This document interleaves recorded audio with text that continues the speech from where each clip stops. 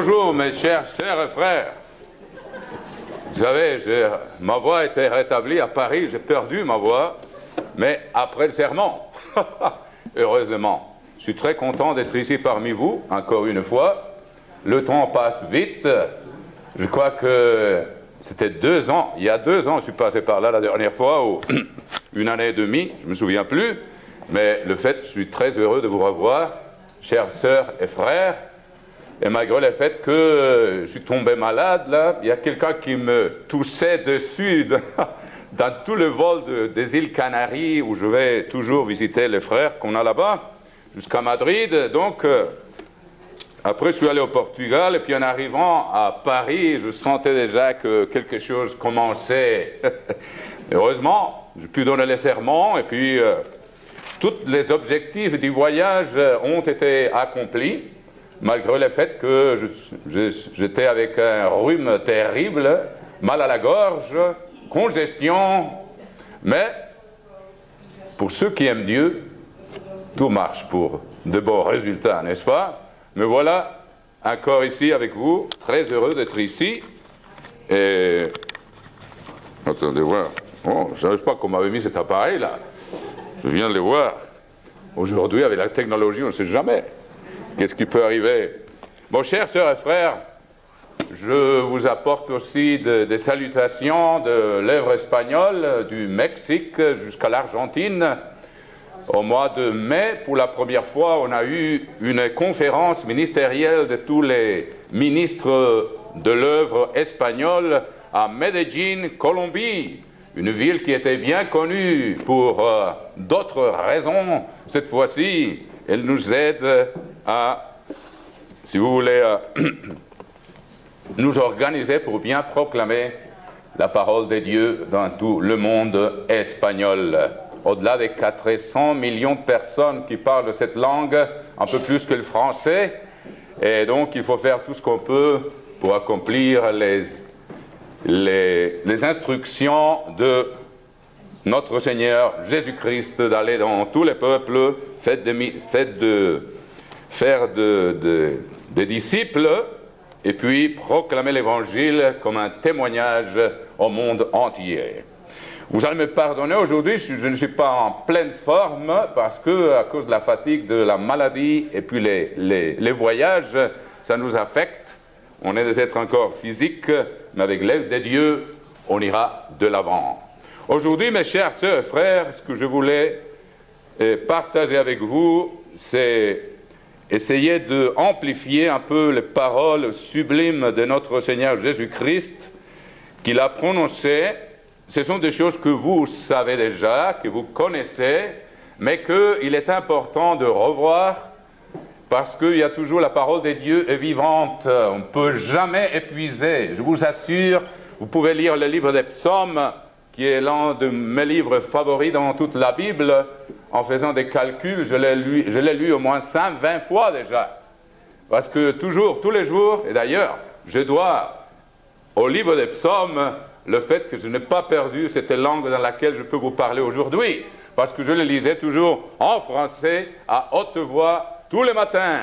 Et puis mon fils, parfois il écoutait un son étrange. Il venait dans la chambre et papa, qu'est-ce qu'il se passe ici? Quel est ce son que vous prononcez? C'était les sons de la langue française, dont la prononciation est vraiment nuancée et difficile.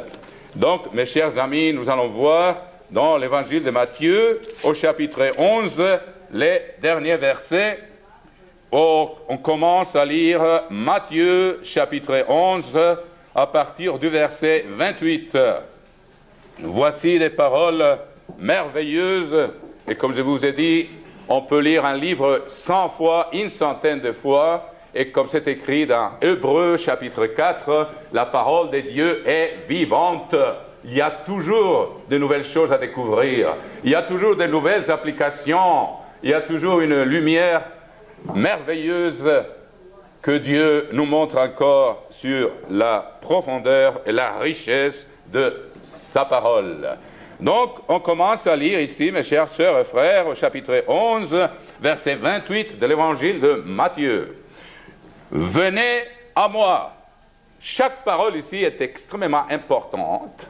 Nous allons voir pourquoi. Pourquoi dit-il « Venez à moi ». On va voir pourquoi. Souvent, mes amis, quand on est dans l'angoisse, quand on est dans des situations difficiles, dans la douleur, dans la souffrance, parfois on attend trop long pour aller chercher Dieu. Nous allons voir aujourd'hui qu'il faut développer une espèce de réflexe spirituel de ne pas perdre du temps et de l'énergie et d'aller toujours chercher ce refuge. D'ailleurs, ce mot-là se répète tout au long du livre des psaumes. Un refuge. Dieu est un refuge. Le Christ est un refuge. Et David, dans sa vie, à cause de la persécution qu'il a subie, peut-être pendant 10 ans, vous savez, le numéro 10, c'est un numéro d'épreuve, de jugement. Et c'est pourquoi il y a 10 commandements par lesquels on est jugé, et c'est le numéro 10. L'apôtre Jacques le dit clairement dans son épître, on sera jugé d'après la loi de la liberté. Et la loi de la liberté, c'est les 10 commandements, parce que quand on garde les 10 commandements, on est libre du péché. On est libre d'Égypte, d'où Dieu nous a sortis par le pouvoir de sa parole, où on était esclave du péché, comme le peuple d'Israël l'était physiquement et spirituellement. Nous l'étions, nous autres, même de nos jours, on était esclaves du péché et Dieu nous a libérés. Mais il veut qu'une fois qu'on est libéré de l'esclavage du péché, il veut que nous nous soumettions au joug qui n'est pas pesant, qui n'est pas lourd de Jésus-Christ. Et voici comment il va nous enseigner ce merveilleux chemin de vie. Venez à moi. Voilà la première phrase, et on va l'amplifier dans la parole de Dieu, parce qu'il y a tellement de richesses dans chacune de ces phrases, de ces paroles, vous allez voir, on ne pourra pas les épuiser aujourd'hui, on en verra quelques exemples. Venez à moi, vous tous, qui êtes fatigués et chargés. Je vous pose la question, qui n'est pas fatigué et chargé ou stressé de nos jours? On a dit souvent, le XXe siècle a été le siècle du stress, de l'angoisse, n'est-ce pas? Et puis le XXI n'en est pas moins. C'est une continuation, peut-être augmentée, de ce phénomène de l'ère moderne. Le stress, l'angoisse qui nous assaute, qui vient chez nous souvent. Donc, il faut bien comprendre ce que le Christ a voulu nous transmettre par ces paroles. Vous tous qui êtes fatigués et chargés, venez à moi. C'est une invitation ouverte de Jésus-Christ qui est venu mourir pour nous décharger du fardeau du péché, mais aussi des douleurs, de l'angoisse, pour guérir les cœurs brisés, comme il l'a lu personnellement à la synagogue à Nazareth, dans sa première visite après le commencement de son ministère. Il a dit que Dieu l'avait envoyé guérir des cœurs brisés. Et voilà une invitation sublime que nous devons bien faire attention et prendre sérieusement, parce que c'est quelque chose de merveilleux, comme nous allons le voir à continuation. Venez à moi, vous tous qui êtes fatigués et chargés. Je vous dis, je crois qu'il n'y a personne dans cette salle qui ne puisse dire je ne suis pas fatigué ou je ne suis pas chargé. Il y a toujours des épreuves dans la vie. Quand je vois la fin d'une épreuve que Dieu nous envoie toujours pour nous perfectionner, c'est le but de l'épreuve. Je me dis toujours, prépare-toi pour la prochaine. Ça ne va pas arrêter jusqu'au retour du Christ quand l'épouse sera prête. On n'est pas encore prêt, chers amis. Donc il se sert de la souffrance, comme je crois qu'on vous l'a traduit dans le sermon que j'avais donné dans les temps. M. Brochu a fait une traduction, c'est comme quand on nous met dans les creusets pour la purification du métal.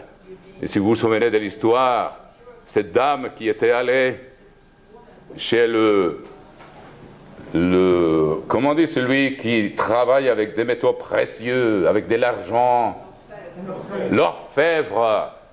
Elle est allée parce qu'ils avaient lu dans le livre de Malachie, et dans le livre de Zacharie, et dans les psaumes 66, que Dieu nous passe par les creusets, par le feu.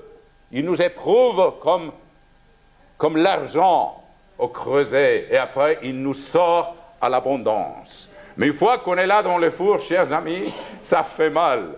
Et personne ne peut échapper à des épreuves. Même ceux qui ne sont pas appelés aujourd'hui à cette connaissance, ils souffrent. Ils souffrent les conséquences du péché. Comme l'apôtre Paul l'a dit d'une façon magistrale, qui est incompréhensible pour le monde, il a dit, il les a tous enfermés dans la désobéissance pour avoir miséricorde de tous.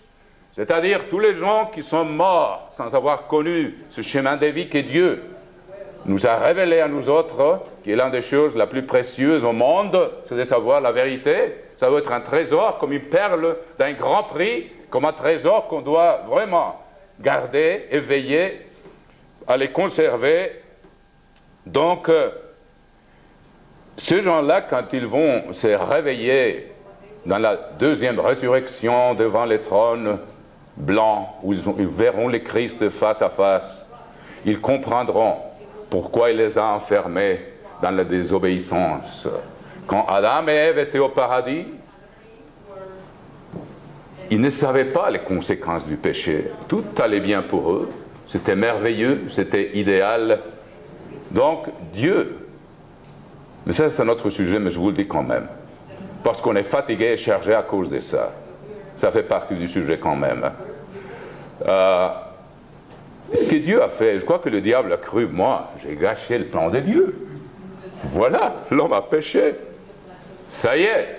Mais il ne savait pas que Dieu l'avait embauché à travailler à plein temps pour lui pour faire triompher son plan.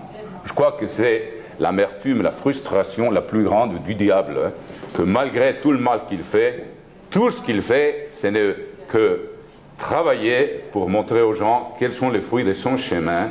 Et quand ils vont se réveiller au jugement du trône blanc, les gens vont savoir quand le Christ aura restauré la terre entière. Quand il aura restauré, ça sera un paradis de nouveau, plein d'arbres fruitiers partout pour nourrir les multitudes, peut-être 40 000 millions de personnes qui vont venir à la vie tout d'un coup.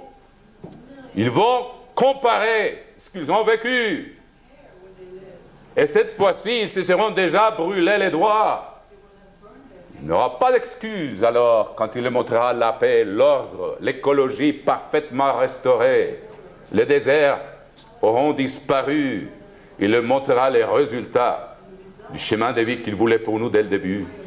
Et le voilà qui viennent en ayant expérimenté les conséquences du péché. C'est pourquoi, à la fin des 100 ans, il y a un lac de feu, parce qu'il n'y a plus d'excuses pour quelqu'un qui a vécu dans le monde de Satan et a expérimenté ce monde jusqu'à l'extrême.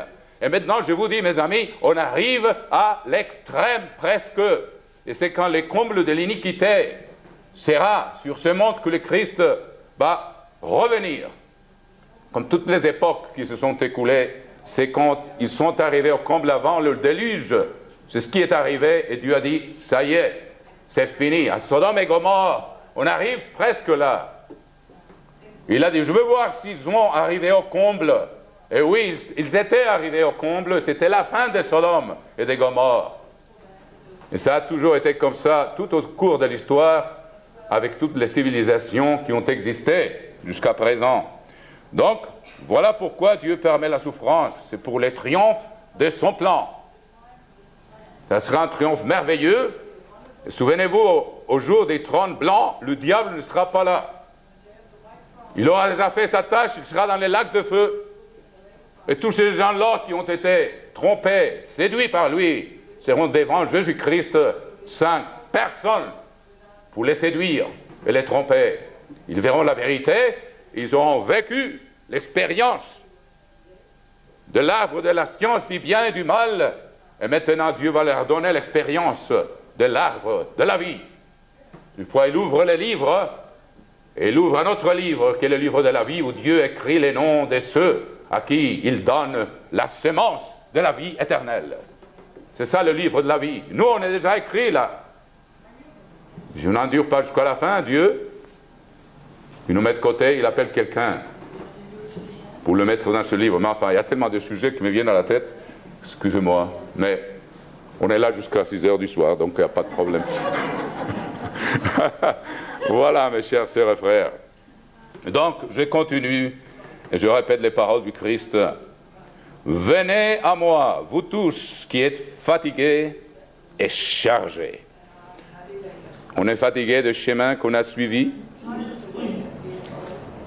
Je n'ai pas fini la parabole du creuset, mais vous vous souvenez, cette parabole, elle est merveilleuse. Je la finis maintenant. C'était des dames qui faisaient une étude biblique sur le livre de Malachie. Elles ont trouvé que Dieu va s'asseoir, il va purifier les enfants de Lévi, et puis il est dit aussi au sujet d'Israël, dans le livre de Zacharie, chapitre 14, il va les purifier comme l'orfèvre purifie l'argent. Et puis les dames, elles se sont mis d'accord, ils ont envoyé une des dames aller chez un orfèvre qui vivait dans le village pour lui demander comment est-ce qu'un orfèvre purifiait l'argent ou l'or. Mais la dame est allée, il lui a posé la question, « Monsieur, comment est-ce que vous faites ?» Il dit, « Madame, il faut que je m'assoie juste, il faut que mes yeux soient tout le temps sur le métal, sur l'argent.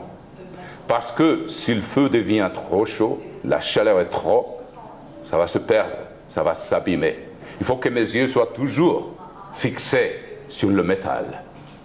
Parce que si ça se prolonge trop aussi, ça peut s'abîmer. Il faut que je sois complètement attentif. Donc ça nous revient à l'esprit, les paroles écrites pour nous. Dieu ne nous enverra jamais une épreuve qu'on ne puisse pas passer. Il veille sur nous pour que l'épreuve ne soit plus qu'on ne peut résister. Il va toujours nous donner la force et la façon de surmonter les épreuves. Il ne nous laissera pas, il ne nous abandonnera pas. Souvenez-vous de ça. Ça peut vous sauver la vie éternelle. Quand une épreuve peut-être très grande viendra sur nous, dans un futur peut-être pas trop loin, vous allez voir la prochaine revue, dans la couverture, il y a du feu tombant du ciel. La question c'est, du feu tombant du ciel, serez-vous séduit? Y a-t-il une clé absolue pour discerner si un miracle vient de Dieu ou ne vient pas de Dieu? Je ne veux pas vous donner la réponse, mais il faut la savoir. C'est très important. Vous pouvez demander des personnes et vous donner des réponses différentes, mais il y a une clé absolue pour discerner.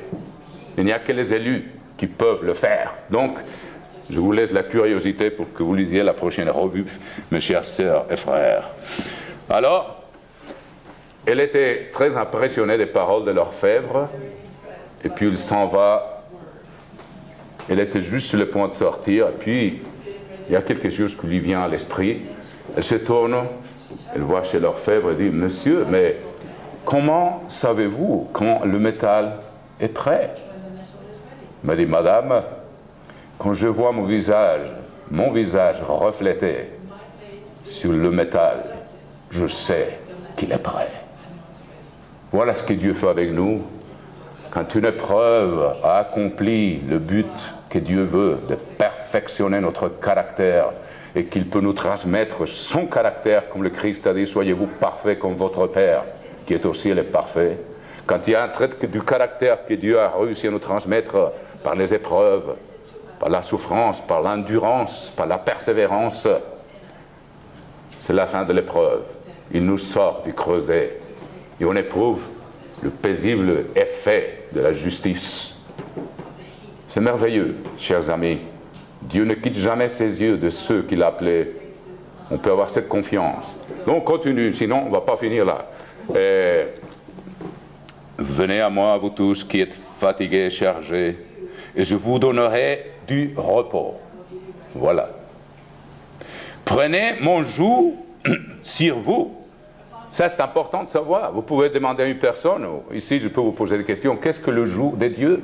Il faut toujours laisser que la Bible s'interprète d'elle-même.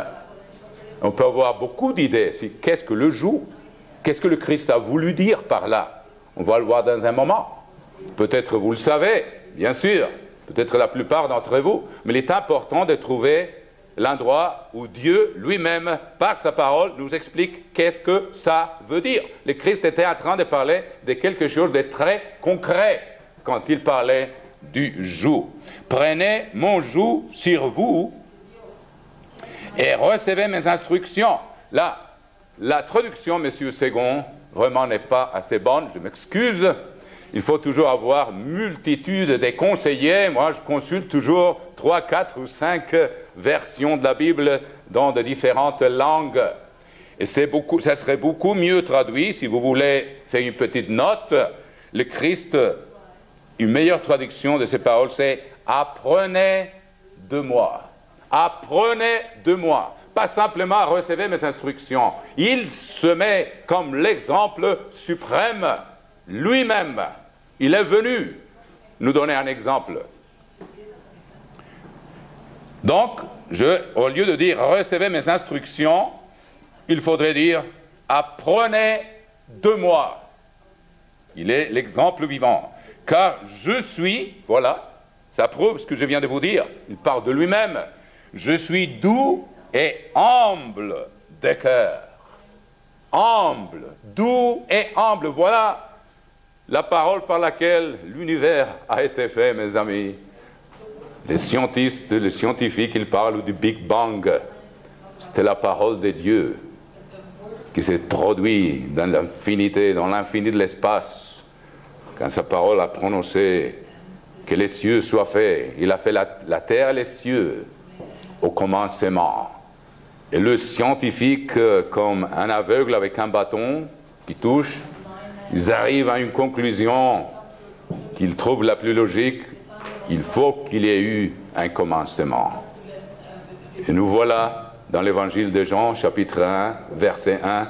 Au commencement était la parole.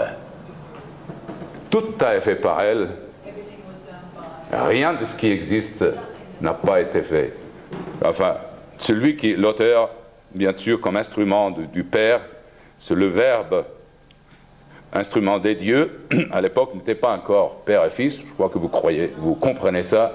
Il est devenu son Fils quand il a été engendré dans les seins de la Vierge Marie par la semence du Saint-Esprit. Le dogme principal de religion qui s'appelle chrétienne est la conspiration la plus grande contre le plan suprême des dieux, d'engendrer des enfants pour les ramener à son niveau d'existence divine et pour leur donner l'univers comme héritage éternel. Ceux qui ne comprennent pas ce que ça veut dire que le Christ a été engendré par le Saint-Esprit, ils ne comprennent pas le plan de Dieu. Si le Saint-Esprit était une personne, et c'est lui qui a engendré le Christ, ce serait son Père. Il n'a jamais appelé le Saint-Esprit son Père. Le Saint-Esprit est la semence du Père par laquelle il engendre des enfants.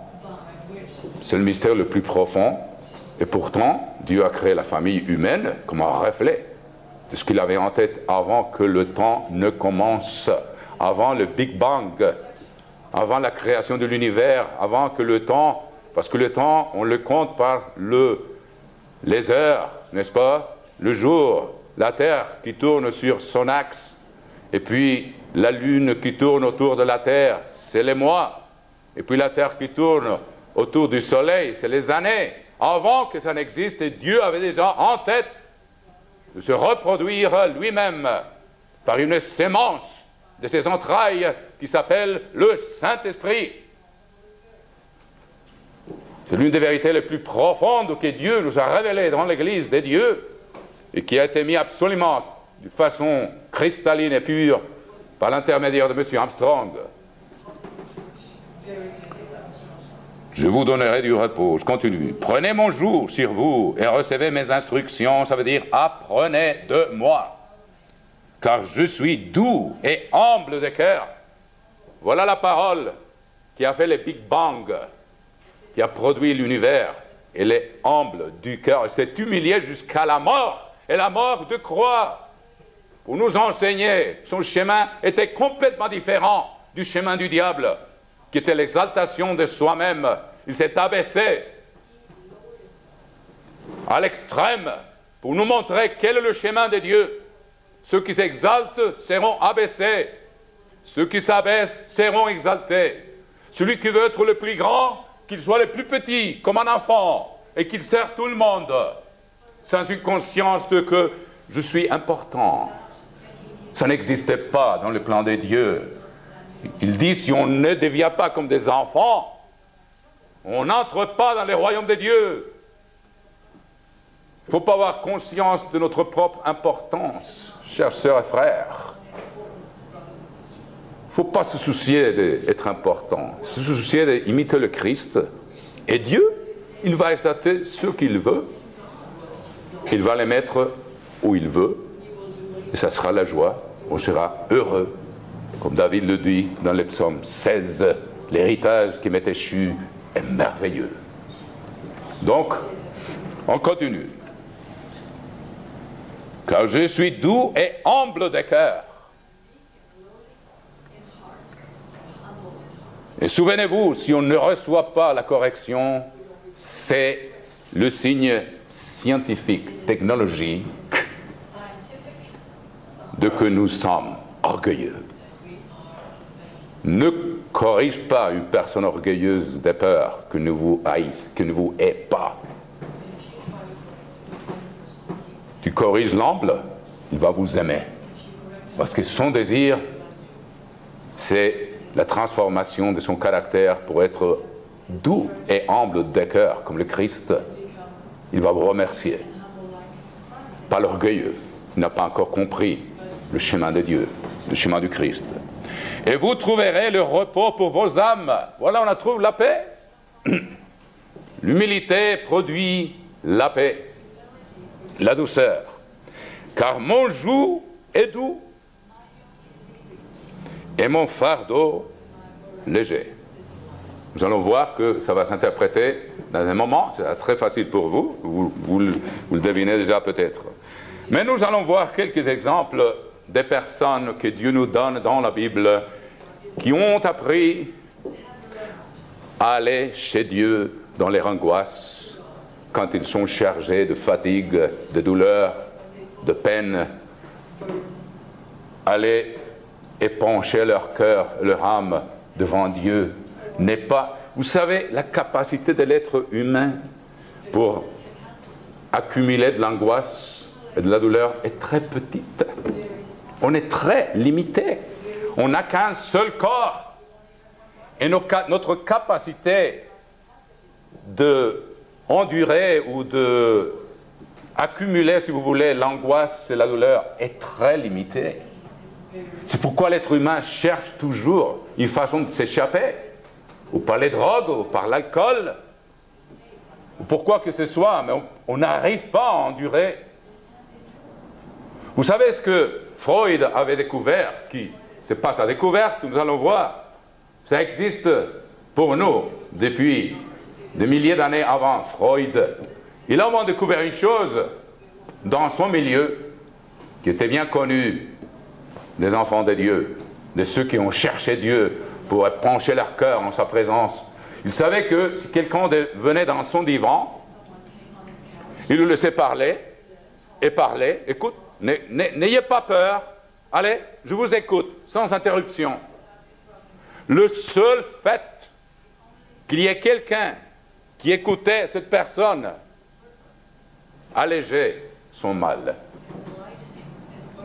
Et vous le savez, quand on est angoissé, on va chercher un ami qu'on aime, en qui on a de la confiance, et puis on épanche notre cœur. On lui dit nos angoisses, nos souffrances, nos frustrations, et on se sent allégé. Ce que le Christ, il veut vous démontrer, il veut dire, c'est à moi que tu dois venir tout d'abord. Pour ça, il faut qu'il soit réel pour nous. C'est pourquoi il dit, quand tu pries, va dans ta chambre, ferme la porte et parle à ton Père qui est dans le secret, il va t'écouter. Il faut pas perdre du temps. Souvent, on va chez Dieu quand on est au bout, quand on ne peut plus endurer. C'est ce que Dieu vous nous a enseigné, le Christ est en train de nous dire, et nous allons le voir, David l'a compris, nous allons le voir, c'est ne perdez pas de temps, venez chez moi. N'attendez à que vous ayez une ulcère à l'estomac, ou que vous avez une maladie de cœur, ou du cœur, parce que c'est ce qui arrive. Avec les stress, c'est ce que ça produit, parce que l'être humain ne peut pas héberger trop de stress, on est très limité. Alors, à partir d'un moment, ça commence à causer des conséquences dans les corps humains. On ne peut pas l'endurer. Donc, le psychiatre, qu'est-ce qu'il peut faire?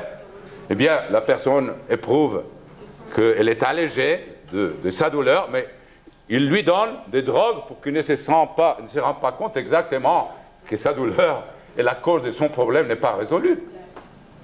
Et les drogues deviennent de plus en plus fortes au fur et à mesure que l'angoisse augmente. Et le Christ a dit, venez chez moi, je vous donnerai du repos. Je te donnerai la solution du problème. Voilà ce qu'on nous offre. Le monde n'a pas ça. Mais je me pose la question, est-ce que Dieu est vraiment réel pour nous? Est-il vraiment réel que nous ayons avec une douleur, avec une angoisse, dans nos petites chambres, et nous parlons et nous savons qu'il est là, qu'il nous écoute, qu'il est réel, et ne pas attendre jusqu'à ce qu'on est poussé par des circonstances qu'on ne peut plus endurer? Nous allons voir le cas, un exemple très beau que vous tous connaissez, dans le chapitre 1, Samuel, premier livre de Samuel, chapitre 1. Vous avez encore des petits trucs qui restent là de mon rhume. Au moins, je peux ne pas parler trop fort. Et pour vous, chers sœurs et frères, ne pas insulter vos oreilles. Donc, nous allons lire simplement.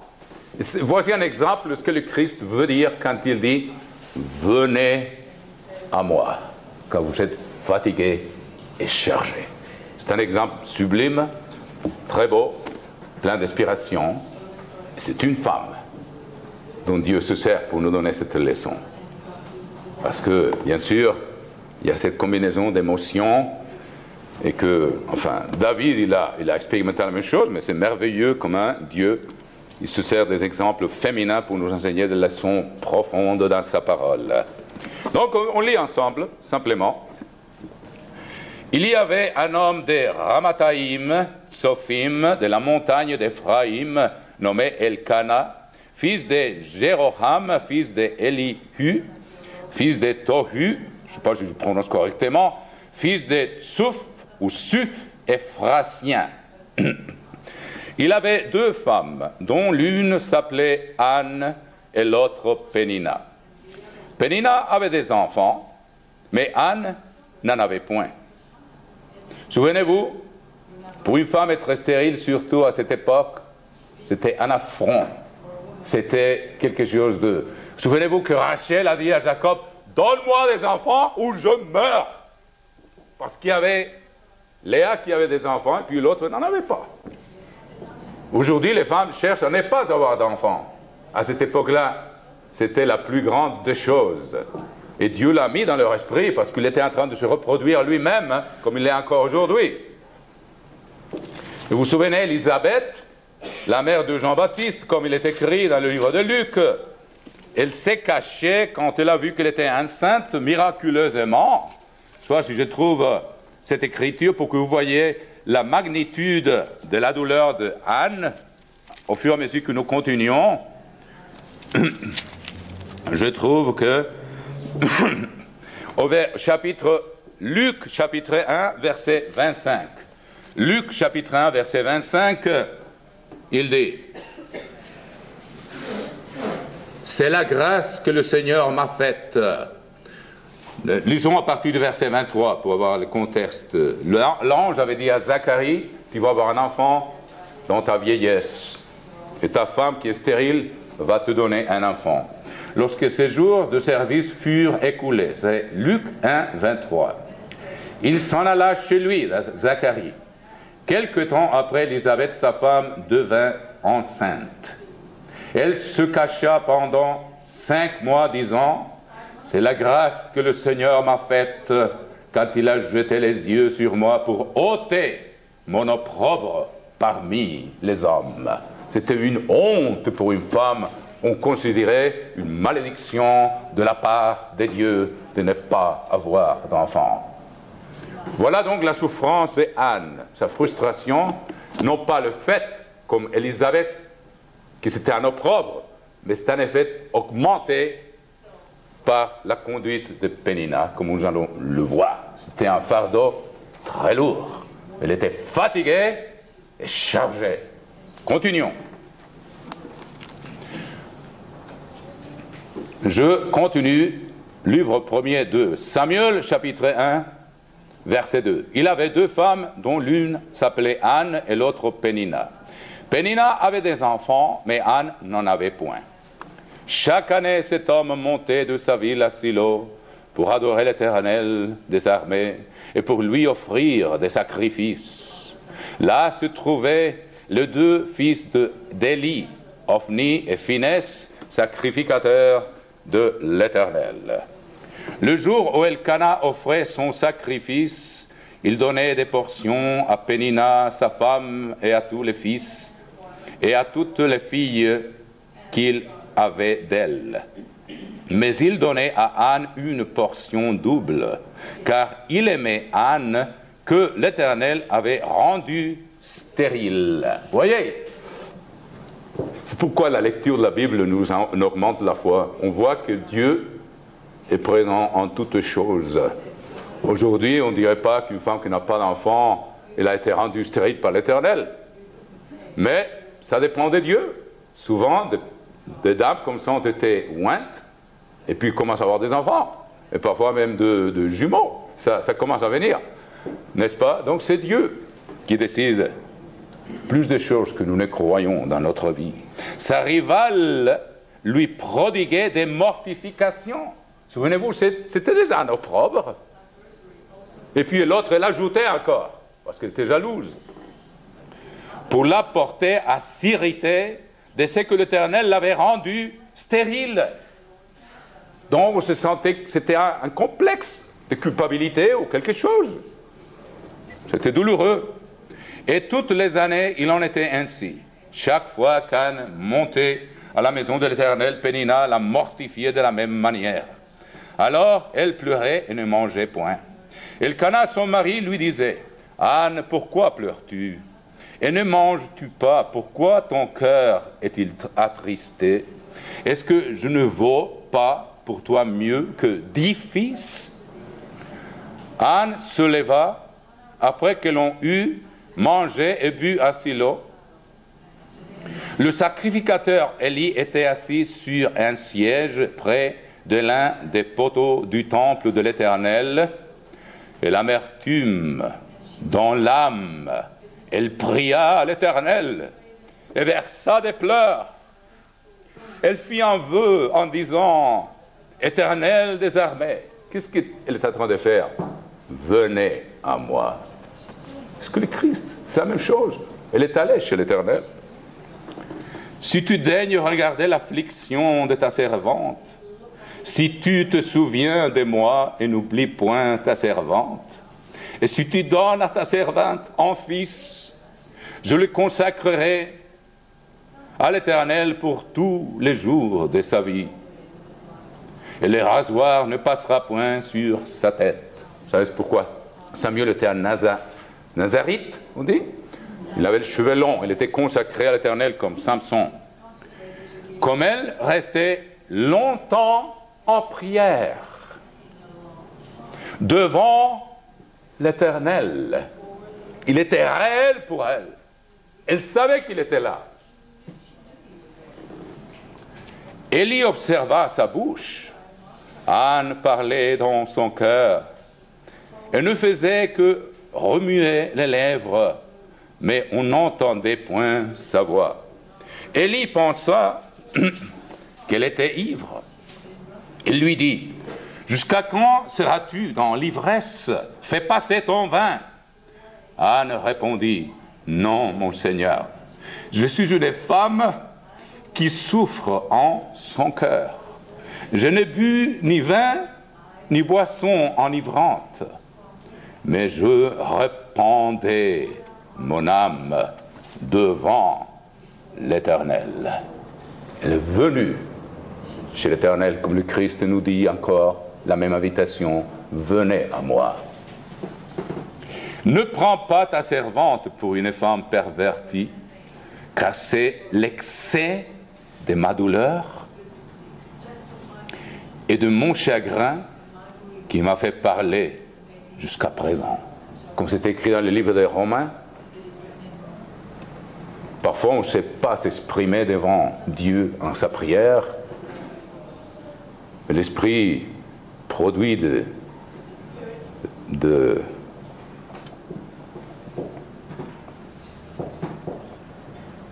je ne me souviens plus de mots, mais des grondements ineffables, c'est-à-dire il y a quelque chose qui sort de l'angoisse, il dit c'est l'excès de l'angoisse qui m'a fait prier comme ça. Et Dieu, il comprend notre langage, même parfois si on n'articule pas clairement, il voit complètement l'état de notre être, de notre cœur. Car c'est par l'excès de ma douleur et de mon chagrin qui m'a fait parler jusqu'à présent. Élie reprit la parole et dit, va en paix. Il a parlé pour le Christ. Est-ce que le Christ a dit, venez chez moi, je vous donnerai du repos? Voilà. Et que le Dieu d'Israël exauce la prière que tu lui as adressée. Elle dit, que ta servante trouve grâce à tes yeux. Et cette femme s'en alla. Elle mangea, et son visage ne fut plus le même. Dans d'autres versions, il dit, son visage n'était plus triste. Ce que Freud a découvert des siècles plus tard, qui ne donnait pas vraiment la solution, c'est enseigné pour nous dans la parole de Dieu. Elle a versé toute son angoisse devant la présence de Dieu, et Dieu lui a donné du repos. Son visage n'était plus triste.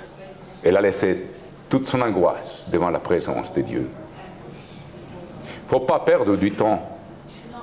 Quand on est angoissé, cette même angoisse produit une prière plus puissante devant Dieu. Dieu veut que nous apprenions. Nous allons voir, si vous lisez le livre des psaumes, presque tous les psaumes sont un exemple de la même histoire. Quand David était persécuté, quand il se voyait au bord de la mort. Nous, on sait que la fin de l'histoire, mais il ne savait pas. Il ne savait pas s'il allait survivre cette épreuve ou non, s'il allait être vivant ou non. Et elle mangea, et son visage ne fut plus le même, n'était plus triste. Voilà ce que le Christ a dit. Venez, je vous donnerai du repos. Apprenez à verser votre angoisse devant ma présence. Je serai là pour vous. Il faut que nous apprenions, ça produit une relation beaucoup plus intime avec notre Sauveur, avec notre Créateur. Ils se levèrent de bon matin, et après avoir adoré l'Éternel, ils s'en retournèrent et revinrent dans leur maison à Rama. Elkana connut Anne, sa femme, et l'Éternel se souvint d'elle.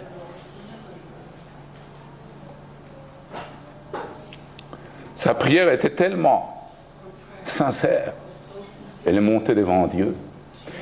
Et c'est très intéressant que vous ne lisez pas un seul mot où elle se plaint de Pénina. C'est sa douleur de ne pas avoir un enfant, augmentée bien sûr par les paroles et la mortification que lui produisait Pénina, mais ne prie pas contre elle. Vous savez que c'est déjà un signe pour nous, quoique dans l'Ancienne Alliance, comme le Christ a dit, vous avez entendu dire, il faut haïr vos ennemis, il faut aimer vos amis, vos frères. Mais le Christ, il nous donne déjà ici un exemple. Nous allons voir que ce que nous devons faire quand on souffre à cause d'autrui, parce qu'on est dans ce monde et parfois les ennemis de l'homme seront ceux de sa propre maison. Donc, on continue un peu. Donc, l'Éternel se souvint d'elle. Dans les cours de l'âne, Anne devint enceinte et elle enfanta un fils qu'elle nomma Samuel, car elle dit-elle, j'ai le demandé à l'Éternel. Le nom de Samuel veut dire Dieu a exaucé. C'est le nom. Et vous savez que Dieu lui a donné plus d'enfants. Il est retourné, comme vous savez l'histoire, il a amené le petit enfant au prêtre, au sacrificateur Élie, et Samuel, peu après, a commencé à avoir des visions, il a eu de la communication avec Dieu. Et c'est intéressant que Dieu a béni cette femme parce qu'elle est allée chez les sacrificateurs. Et voyons par exemple ici, après, quand elle a sévré l'enfant, elle monte pour le laisser, comme elle l'avait promis à Dieu. Et voyons verset 24 du chapitre 1 de Samuel. Quand elle eut sévré, elle le fit monter avec elle et prit 3 taureaux, un épha de farine et une outre de vin. Elle le mena dans la maison de l'Éternel à Silo. L'enfant était encore tout jeune. Ils égorgèrent les taureaux et ils conduisirent l'enfant à Élie. Anne dit, mon Seigneur, pardon, aussi vrai que ton âme vit, mon Seigneur, je suis cette femme qui me tenait ici, près de toi, pour prier à l'Éternel. C'est pour cet enfant que je priais, et l'Éternel a exaucé la prière que je lui adressée. Aussi, je veux le prêter à l'Éternel. Il sera toute sa vie prêté ou consacré à l'Éternel. Et ils se prosternèrent là devant l'Éternel. Vous voyez les cantiques d'Anne, absolument merveilleux, que Marie, la mère de Jésus, a aussi chanté, inspiré dans les paroles d'Anne. On n'ira pas là. Et puis, il y a un verset là, je vais vous dire là, où Dieu, vraiment, comme je vous dis, quand il répond, il répond. C'est merveilleux. Moi, j'y trouve le verset, il est quelque part, ici, la bénédiction que Dieu lui a donnée. Ah oui, au verset 20, chapitre 2, verset 20. Chapitre 2, verset 20 du premier livre de Samuel. Élie bénit Elkana et sa femme en disant que l'Éternel te fasse avoir des enfants de cette femme pour remplacer celui qu'elle a prêté à l'Éternel. Et ils s'en retournèrent chez eux. Lorsque l'Éternel eut visité Anne, elle devint enceinte et elle enfanta 3 fils et 2 filles. Et le jeune Samuel grandissait auprès de l'Éternel. Voilà, il lui a donné 5 fois plus, produit de cette prière intense qu'il avait faite devant l'Éternel. Nous allons voir quelques exemples dans le livre des psaumes, chers sœurs et frères. Il y en a beaucoup, mais nous allons voir par exemple que souvent David, inspiré par Dieu, il nous donne les circonstances dans lesquelles il se trouvait au moment où il a composé cette prière. C'est-à-dire qu'il ne perdait pas de temps. Une fois qu'il s'est trouvé dans une situation angoissante, il allait toujours chercher son refuge, qu'on dit Haza en hébreu, H-A-S-A-H. Ce mot-là veut dire refuge, ou ça veut dire aller fuir, se réfugier sous les ailes de l'Éternel.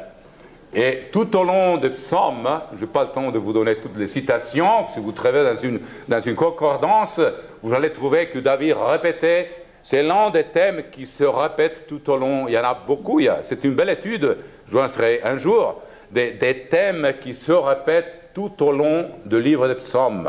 C'est comme si Dieu voulait que nous assimilions certains principes fondamentaux de notre relation avec lui. Alors, par exemple ici, au chapitre 3 du livre des psaumes, nous voyons que c'est la parole inspirée de Dieu à partir du premier verset. Psaume de David, à l'occasion, et ça c'est inspiré, hein, ce n'est pas les éditeurs qui ont mis cette en-tête-là, c'est une partie du texte inspiré de Dieu. Psaume de David à l'occasion de sa fuite devant Absalom, son fils. Ô Éternel, que mes ennemis sont nombreux. Écoutez, mais Dieu le savait bien. Dieu lui avait déjà dit par l'intermédiaire du prophète Nathan qu'une des conséquences de son péché, d'avoir commis l'adultère, d'avoir tué Uria, c'est que quelqu'un de sa maison se leverait contre lui. De toute façon, il savait, c'est une conséquence d'un péché qu'il avait commis, mais il s'était repenti. Mais il se sent absolument angoissé. Souvenez-vous que c'était un moment crucial. David fuyait et il disait, mon Dieu, il priait à Montal, le mont des Oliviers. C'est important d'avoir tout le contexte. C'est pourquoi il est important de lire toute la Bible, mes chers sœurs et frères, pour avoir les contextes, pour avoir une compréhension plus profonde du message de Dieu pour nous, jour après jour. Vous savez que le grand conseiller de David, c'était Ahitophel, et que son conseil était absolument fulminant. Il avait une sagesse pratique incroyable. Et en montant les monts des Oliviers, il disait, « Oh mon Dieu, que quelqu'un annule le conseil d'Ahitophel, parce que Absalom est rentré dans la ville, et puis son meilleur ami de David, je ne me souviens plus du nom, mais vous pouvez le trouver là, quand il fouillait devant son fils, il se trouve avec lui dans les monts des Oliviers, il dit, je te suivrai. Il dit, non, va à Jérusalem et défais le conseil d'Ahitophel. Parce que David savait, si Absalom suit le conseil d'Ahitophel, je suis fini. Ahitophel lui a dit, quand Absalom est entré en Jérusalem avec sa rébellion, il lui a dit, va tout de suite à la poursuite de ton père. Attrape-le fatigué. David était déjà assez âgé à cette époque-là, mais l'autre vient et il dit, écoute, non, fais pas ça. Ton père est un homme expert dans la guerre. Si tu te précipites, ça n'ira pas bien pour toi. Attends, réunis toute l'élite d'Israël, fais une armée grande, et après tu vas à la poursuite de ton père. Comme ça, tu vas assurer ton règne. Alors, Dieu a fait que Absalom dise, d'accord, je crois qu'il a raison. Donc il n'a pas suivi le conseil d'Ahitophel. Et David, il était fatigué, et s'il n'arrivait pas à aller au-delà du Jourdain pour s'échapper de son fils, il était perdu. Hein. Parce qu'il aurait venu tout de suite après lui, il était affaibli, il n'avait pas une armée organisée, donc c'était le conseil, disons, correct, c'est ironique de le dire, mais c'était le plus efficace. Mais Dieu a intervenu. Et David se trouve dans cette angoisse parce qu'il ne sait pas ce qui s'est passé à Jérusalem. Il a simplement prié. Donc vous voyez là, on voit le contexte. Pour lui, il savait si son fils vient après lui tout de suite, il va le rattraper avant qu'il ne croise le Jourdain. Donc, on continue. Donc, pourquoi Dieu nous donne les circonstances? Parce que Dieu est en train de nous enseigner. Venez à moi, vous tous qui êtes chargés. Comme Anne, elle est allée chez Dieu pour épancher son cœur devant Dieu. David ici, mais il le savait, mais le seul fait de le sortir de notre être, de l'exprimer, ça allège déjà la charge. Et si Dieu réel pour nous, cette prière a beaucoup plus de pouvoir. Donc il ne faut pas perdre du temps. Il dit, ô Éternel, que mes ennemis sont nombreux, quelle multitude s'élève contre moi, tout Israël. Son fils avait volé le cœur de la population. Les gens avaient dit, bon David, il est fini. Vous voyez le péché qu'il a commis. Dieu est contre lui. C'était facile. Combien disent à mon sujet, plus de salut. Et voilà. Plus de salut pour lui auprès de Dieu. Donc, il est angoissé. Et il communique son angoisse à Dieu, même si Dieu le sait. Le Christ, il dit, le Père, il sait de quoi vous avez besoin avant que vous ne le demandiez. Mais il dit ça en ce qui concerne de dire des vaines paroles. Mais quand il s'agit d'une angoisse qui sort du fond de l'être, ce n'est pas des vaines paroles. et il nous apprend que c'est comme ça qu'il veut que nous prions quand nous sommes dans l'angoisse, bien sûr. Mais il faut prier tout le temps, même quand on est dans la joie. Il faut louer le nom de Dieu et danser de joie et de gratitude. Mais ici, on parle dans le contexte que le Christ nous dit « Venez, vous tous qui êtes chargés et fatigués. Combien disent à mon sujet, plus de salut pour lui auprès de Dieu. Voilà, le péché qu'il a commis, il est fini. On suit Absalom. Mais toi, ô Éternel, tu es mon bouclier. » Il savait que Dieu lui avait pardonné et qu'il lui avait promis, en descendant toujours sur son trône, « Tu es ma gloire, tu relèves ma tête. De ma voix, je crie à l'Éternel. Et il me répond de sa montagne sainte. Je me couche et je m'endors. » Une fois qu'il a déchargé son angoisse devant Dieu, il est tranquille. Comme Anne, son visage avait changé. Donc David a dit, je mets mon cas devant toi, je suis fatigué, je me couche, je m'endors, sous les ailes de l'Éternel. Combien de fois, nous, on doit prier comme ça le soir quand on est angoissé? Je me réveille, car l'Éternel est mon soutien. Voilà, Dieu est réel pour eux. Je ne crains pas les milliers de personnes. Une fois qu'il a établi ses contacts avec Dieu, la crainte disparaît.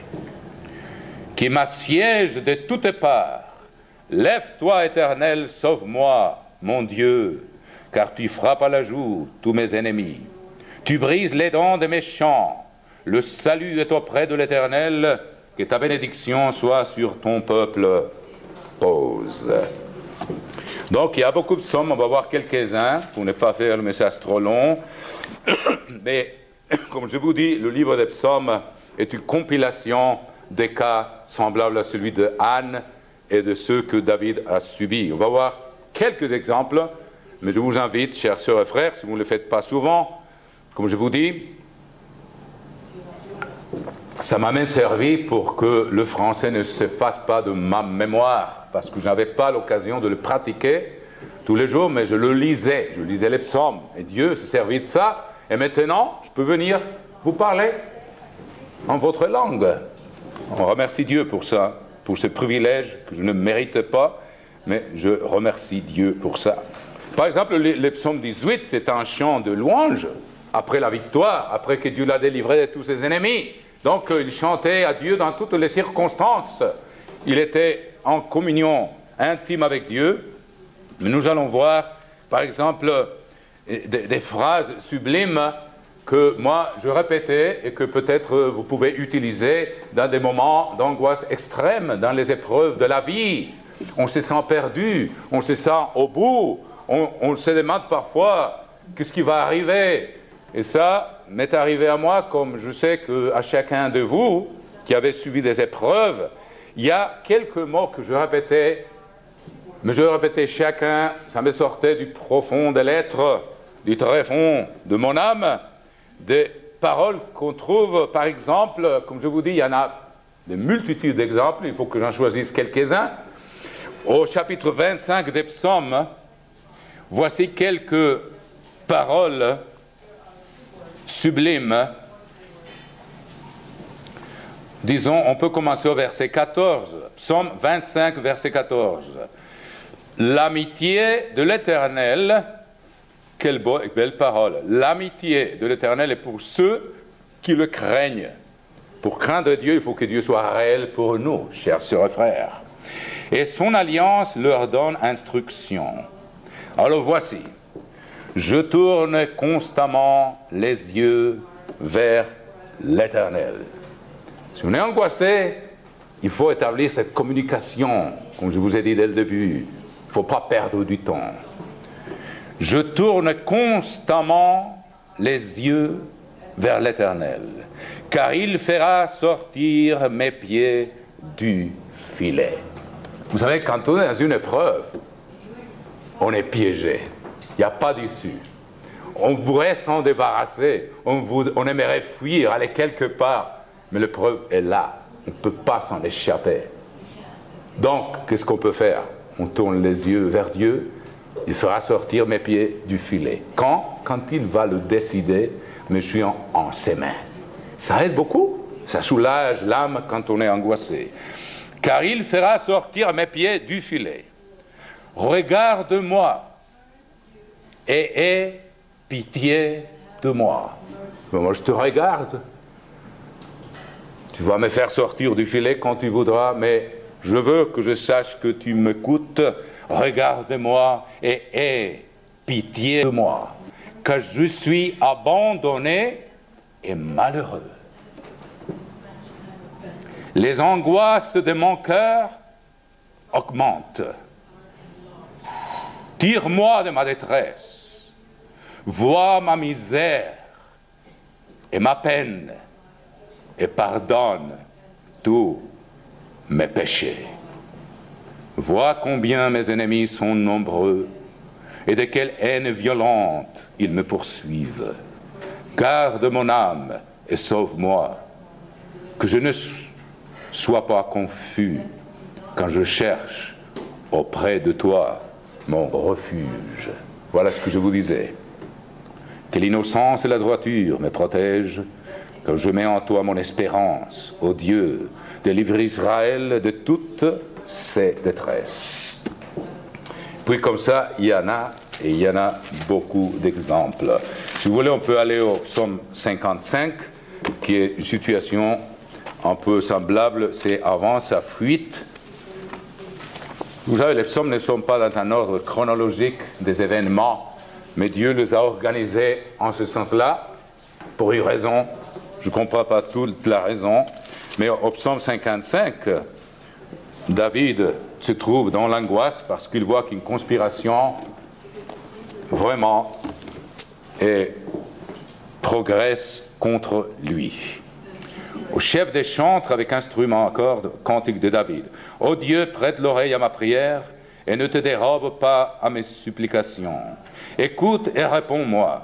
J'erre ça et là dans mon chagrin et je m'agite à cause de la voix de l'ennemi et de l'oppression du méchant, car ils font tomber sur moi le malheur et me poursuivent avec colère. Mon cœur tremble au-dedans de moi, et les terreurs de la mort me surprennent. Donc il exprime, Dieu connaît, mais il sort tout, il l'exprime devant Dieu.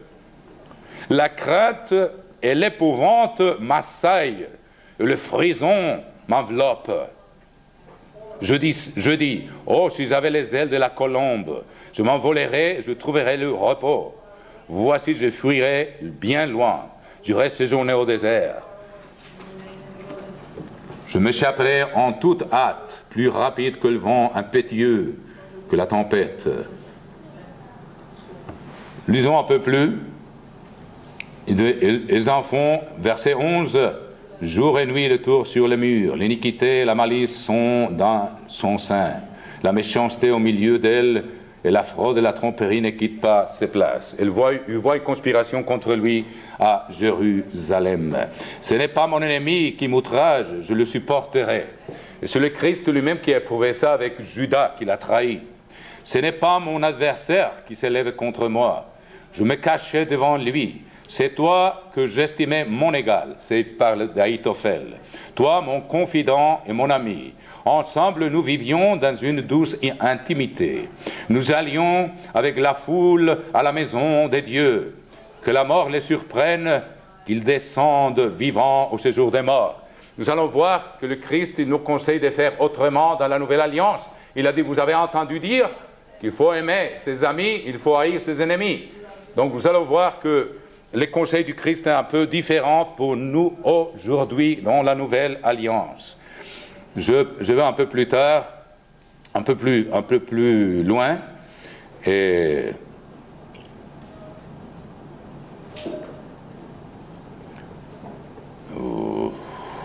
voilà, verset 23. Verset 23, chers sœurs et frères. Verset 22, important. Sa bouche met la guerre dans son cœur. Ses paroles sont plus somptueuses que l'huile mais ce sont des épées nues. Remets ton sort, verset 23.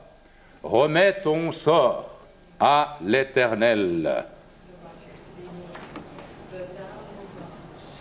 Remets ton sort à l'Éternel et il te soutiendra. Il ne sera jamais chanceler le juste.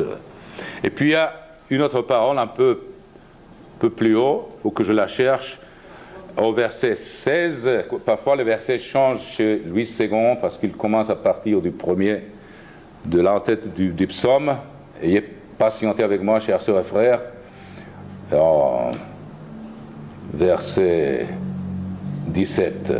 Verset 17, voici ce qu'il fait. Chapitre 55 des psaumes, verset 17. Et moi, je crie à Dieu, et l'Éternel me sauvera.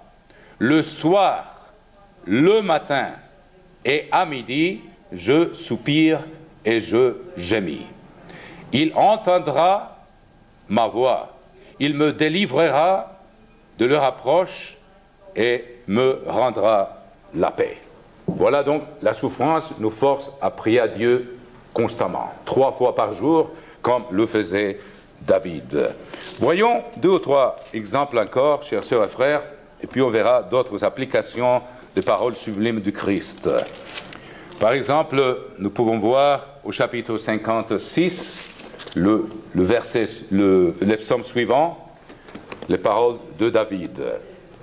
Une fois encore, ici, il nous donne, par inspiration divine, les circonstances dans lesquelles il se trouvait.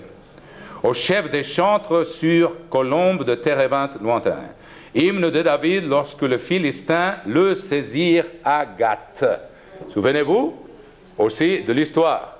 David avait tué Goliath. Il n'était jamais allé chez les Philistins. C'est après la mort de Goliath que Saül est devenu jaloux de David, et David s'est vu obligé à fuir du roi Saül, et il est allé se réfugier chez les Philistins pour que Saül ne le tue pas. Mais alors les Philistins l'ont reconnu, et ils ont dit au roi, ce n'est pas David celui-là. Ce n'est pas de lui qui chantait les femmes en Israël. David a tué des 10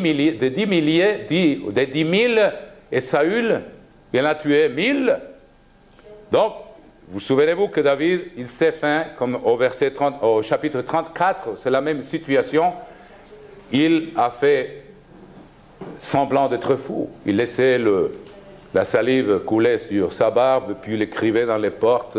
Et donc le roi a dit, mais je n'ai pas assez de fous dans mon royaume, vous m'emmenez un autre fou. Donc ils l'ont renvoyé, et puis David a pu s'échapper, parce que sans doute il aurait coupé en pièces les Philistins. Donc voilà, il était dans une situation angoissante. Vous pouvez voir, je vous dis, il y a tellement d'exemples de ces situations qui nous apprennent à toujours avoir recours à Dieu dans toutes circonstances. Vous pouvez comparer le chapitre 34 des psaumes, c'est la même histoire, il raconte un peu la même chose. Au chef des chantres, je répète, hymne de David, lorsque le Philistin le saisirent à Gath. Aie pitié de moi, ô Dieu, car des hommes me harcèlent. Tous les jours, ils me font la guerre, ils me tourmentent. Tous les jours, mes adversaires me harcèlent. Ils sont nombreux, ils me font la guerre comme des hautains. Quand je suis dans la crainte, voilà, un état d'esprit. Je suis dans la crainte. En toi, je me confie. Je me glorifierai en Dieu, en sa parole. Voilà. Au verset 12, un peu plus loin, vous lisez, verset 12, je me confie en Dieu, je ne crains rien. Que peuvent me faire les hommes? Mais il fallait qu'il ait contact avec Dieu pour recevoir cette confiance en lui. Donc, nous pouvons lire chapitre 57, pour ne pas aller trop loin. Encore une situation absolument extrême, mes chers amis. Souvenez-vous que Saül venait avec l'élite de son armée, 3000 hommes de l'élite d'Israël contre David.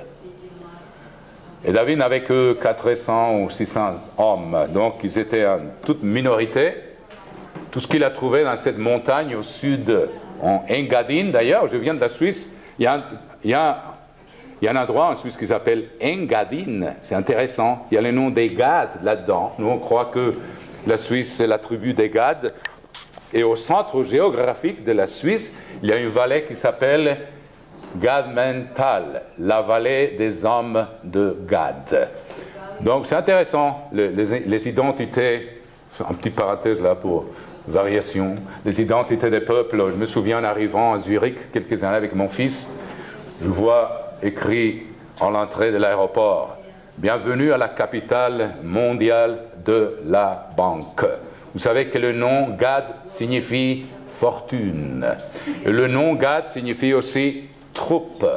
Ça veut dire armée. Vous savez pourquoi les papes ont une garde suisse? Ils étaient connus au Moyen-Âge comme les meilleurs, parmi les meilleurs guerriers de l'Europe. Donc ils sont des guerriers féroces. Et ils ont su quand même garder la paix. Il y a pas mal de choses à dire là-dessus, mais en petite parenthèse, c'est incroyable comme Dieu nous a fait comprendre des choses par l'intermédiaire de son Église à notre époque. Des connaissances merveilleuses pour affirmer la vérité que Dieu nous a donnée dans des différents points de vue, différents aspects. Donc, voici, David s'est trouvé dans une situation extrêmement angoissante. 3000 qui venaient le chercher. Il se cache dans une cave, dans une caverne. Je ne sais pas comment il le traduit ici. Au chef des chantres, au chapitre 56, sur colombe de térébinthe lointain, hymne de David lorsque le Philistin, non, c'est 57 que je lis, excusez-moi, ne détruit pas. Ce sont des psaumes qu'il a composés. Ça, c'est une étude intéressante. Pourquoi les titres des psaumes? Peut-être, je ne promets pas, parce que parfois je promets, je n'accomplis pas ma parole. Donc, on pourrait faire une étude pourquoi il y a tous ces titres dans les livres des psaumes. C'est un livre qui m'a toujours fasciné. Hymne de David, je suis en train de lire au début du psaume 57, lorsque se réfugia dans la caverne poursuivi par Saül. Aie pitié de moi, ô Dieu, aie pitié de moi. Car en toi, mon âme cherche un refuge. Voilà, je vous ai dit, ce mot se répète tout au long du livre des psaumes. Il cherche un refuge, comme le Christ même l'a dit. Combien de fois, parlant de Jérusalem, je voulus te garder sous mes ailes comme la poule garde ses petits poussins. Tu n'as pas voulu. Donc Dieu nous offre un abri sous ses ailes. Si nous allons le chercher, pourquoi le Christ il nous invite, venez à moi. Venez vous réfugier en moi. Je vous couvrirai, je vais vous protéger, je vais vous donner du repos. David a bien compris ça. Et j'espère que tous ces exemples vont nous aider à améliorer et à intensifier notre relation avec Dieu. Car en toi, mon âme cherche un refuge. Je cherche un refuge à l'ombre de tes ailes. Voilà. Jusqu'à ce que la calamité soit passée. Combien de temps on est accablé de problèmes? Les épreuves ne viennent pas seules, il paraît qu'elles viennent toutes ensemble. Et ça, ils font une pile au-dessus de notre tête. On se sent incapable